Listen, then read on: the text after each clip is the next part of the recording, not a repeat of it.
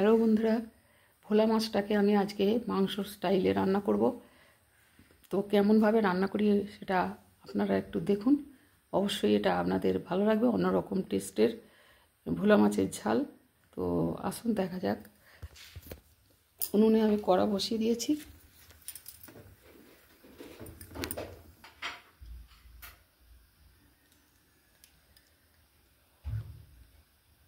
তেল দিয়ে দিলাম, সর্ষের তেল।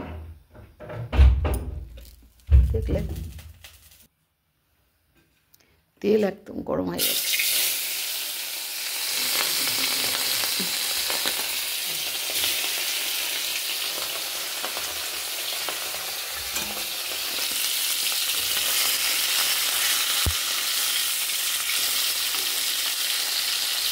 মাছ দুটো ছেড়ে দিলাম ভাজতে।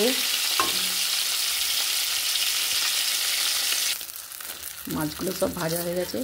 দুটো মাছ তুলে নিচ্ছি।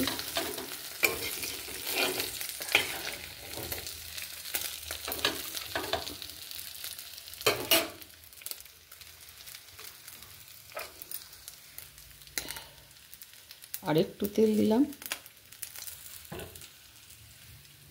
এবার বন্ধুরা এতে আমি গরম মশলা, এই যে দু টুকরো দারচিনি, 2 টুকরো লবঙ্গ আর একটা ছোট এলাচ, এটা ফোড়নে দিয়ে দিলাম। এবার পেঁয়াজ কুচিটা দিয়ে দেবো। প্রত্যেকটা নদীর মাছে একটা নিজস্ব আলাদা আলাদা গন্ধ থাকে, যে গন্ধটা সবাইয়ের ভালো লাগে না। তো এই ভোলা মাছেরও একটা গন্ধ বেরোয়। তো সবাই এই মাছটা গন্ধটা নিতে পারে না, তার মধ্যে আমিও একজন। গন্ধটা আমারও অসুবিধা হয়। তো সেই গন্ধটাকে দূর করতে গেলে এইভাবে যদি রান্না করেন তাহলে কিন্তু আর গন্ধটা থাকবে না। পেঁয়াজটা ভাজা হয়ে গেছে।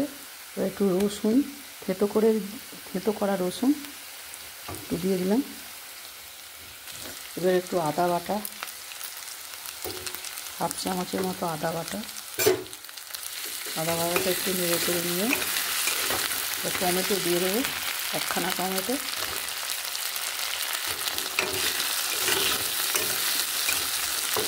আর এর সঙ্গে কটা কাঁচা লঙ্কা দিয়ে দিচ্ছি।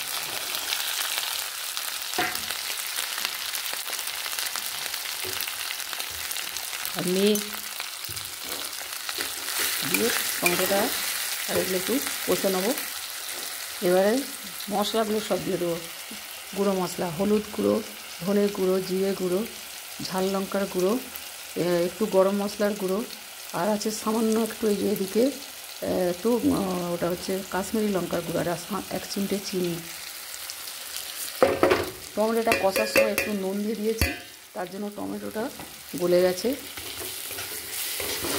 একটু নেড়ে চেড়ে নিয়ে তারপরে এতে জল দিয়ে আর মশলাটা কষবো। হালকা একটু নেড়ে নিলাম।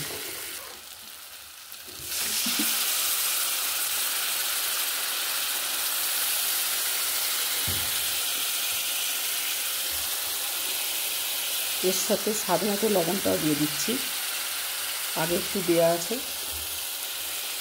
তেল ছেড়ে গেছে, মশলাটা একদম কষা হয়ে গেছে। এবার একটু জল দিয়ে দেবো অল্প করে, মাছটা সেদ্ধ হওয়ার মতো করে একটু জল দিয়ে দেবো। ঝোলটা ফুটে গেছে, এবার মাছটা দিয়ে দিচ্ছি।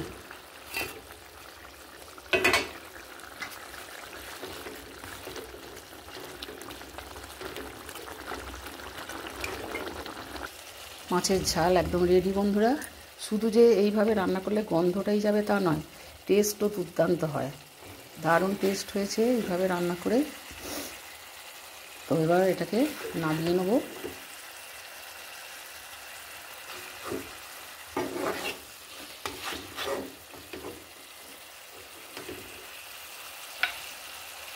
গ্যাসটা অফ করে দিলাম।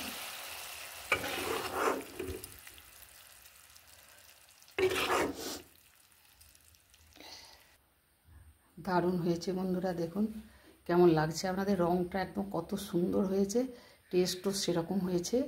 তো কেমন লাগলো আপনাদের অবশ্যই জানাবেন। ভালো লাগলে লাইক, শেয়ার, কমেন্ট করবেন। আর আজকের মতো তাহলে রাখছি, আবার আসবো অন্য কোনো রেসিপি নিয়ে। তো টাটা।